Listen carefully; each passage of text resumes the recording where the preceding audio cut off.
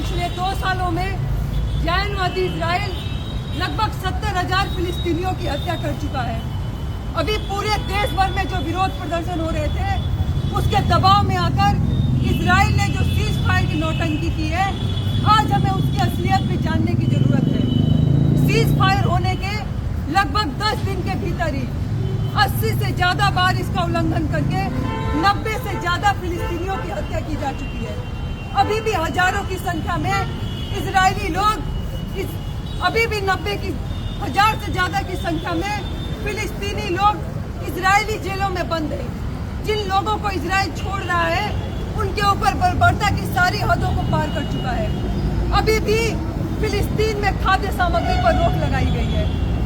आज हमें ये बात जानने की जरूरत है कि ये जो सीज फायर की नौटंकी हुई है ये और कुछ नहीं बल्कि फिलिस्तीन की जनता से धोखा है और फिलिस्तीन के जमीन को कब्जाने की हड़पने की एक साजिश है। इसीलिए आज हमें अपने आंदोलन को और तेज करने की जरूरत है। फिलिस्तीनी अवाम अपने मुक्ति के लिए संघर्ष कर रही है और जब तक उसे न्याय नहीं मिल जाता तब तक शांति भी नहीं हो सकती है।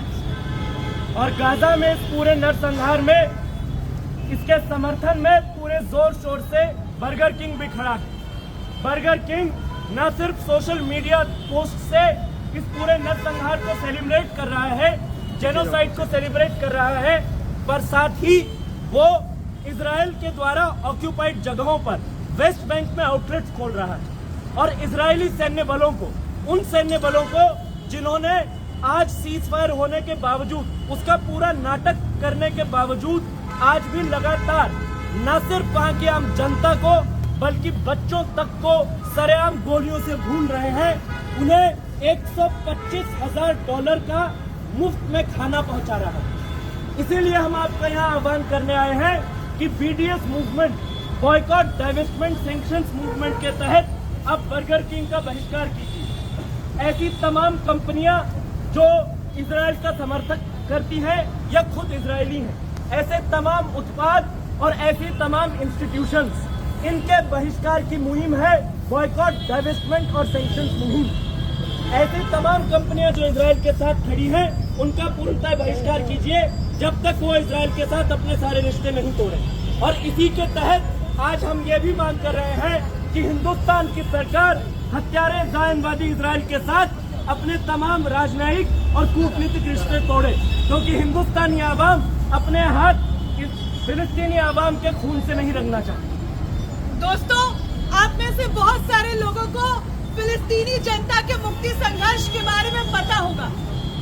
आप लोग पिछले 2 सालों से जो वहाँ बर्बरता हो रही है, जो नरसंहार हो रहा है, उसको समाचारों में, अखबारों में और सोशल मीडिया के जरिए देख रहे होंगे।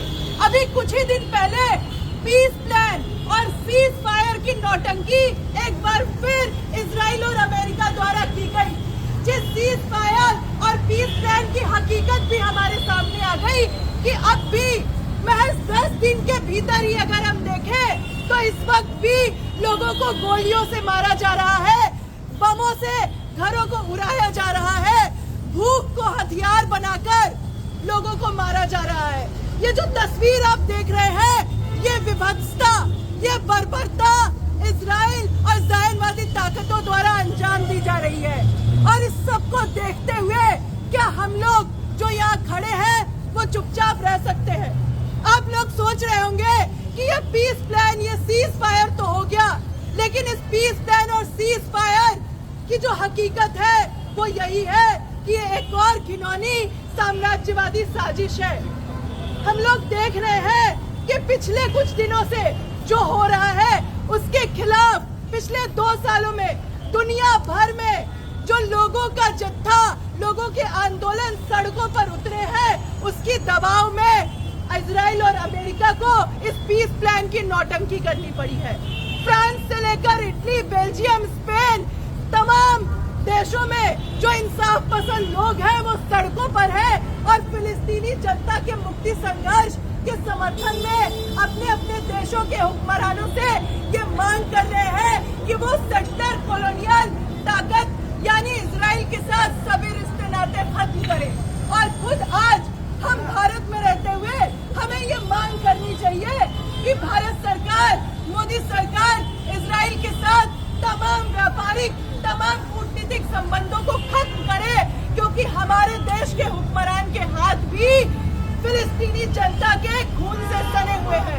आपको पता होना चाहिए, टाटा से लेकर अंबानी तक के मुनाफे के सौदे जो है फिलिस्तीन के बच्चों की लाशों पर किए जा रहे हैं।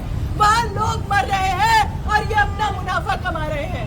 ऐसे में हमारे देश की ये विरासत रही है, हमारा ये इतिहास रहा है कि हम तमाम ऐसे साम्राज्यवादी ताकतों के साथ लड़ते रहे हैं। हमने अपनी आजादी हासिल की और ठीक उसी तरीके से हम फिलिस्तीनी जनता की आजादी की इस लड़ाई में शामिल हैं। और आप तमाम लोगों से ये अपील कर रहे हैं कि आप भी इस जन आंदोलन में हमारे साथ आइए, हमारा पर्चा पढ़िए। फिलिस्तीन के इतिहास पे पूरी बात लिखी है और इस मसले पर भारत के लोगों का क्या पक्ष होना चाहिए, इस पे पूरी बात है। और बीडीएस के आंदोलन से जुड़िए। शुक्रिया साथियों। फिलिस्तीन का मुक्ति संघर्ष जिंदाबाद जिंदाबाद जिंदाबाद। इजराइल मुर्दाबाद मुर्दाबाद मुर्दाबाद। फिलिस्तीन तुम संघर्ष करो, हम तुम्हारे साथ हैं। Free free Palestine, free free Palestine. 70,000 से अधिक लोग, 260 से अधिक पत्रकार, 20,000 से अधिक बच्चे 2-2, 2.5 महीनों के बच्चे, ऐसे बच्चे जिनको माँ की कोख में ही इजरायली जायनवादी इजरायली हत्यारों के द्वारा मार दिया गया फिलिस्तीन में। आप सोच रहे होंगे कि बर्गर किंग में आकर ये क्यों हमें बता रही है। दोस्तों, इन हत्यारों को, इन जायनवादी हत्यारों को बर्गर किंग ने पिछले 2 सालों में $125,000 का मुफ्त खाद्य सामग्री डिस्ट्रीब्यूट करने का काम किया है। बर्गर किंग इजराइल अपने सोशल मीडिया पेज से लगातार इजरायली जेनोसाइड और ऑक्यूपेशन को जस्टिफाई कर रही है, सपोर्ट कर रही है और वहां के IDF यानी कि इजरायली डिफेंस फोर्सेस को हीरो दिखाने का काम कर रही है, हीरो बताने का काम कर रही है और फिलिस्तीनी जनता को आतंकवादी है। दोस्तों, इन सारी चीजों को जानने के बाद अब ये आप पर है कि आप क्या बच्चों की लाशों पे बने इन कारोबार के साथ खड़े होंगे, और अगर होंगे तो फिर ये सवाल आपके ऊपर है कि उन इजरायली डिफेंस फोर्सेस और आप में और हम में क्या अंतर रह जाएगा। दोस्तों, लेकिन भारत की जनता ने हमेशा से जितने भी इंसाफ पसंद लोग, तरक्की पसंद लोग, जिन्होंने खुद 200 साल की गुलामी झेली है,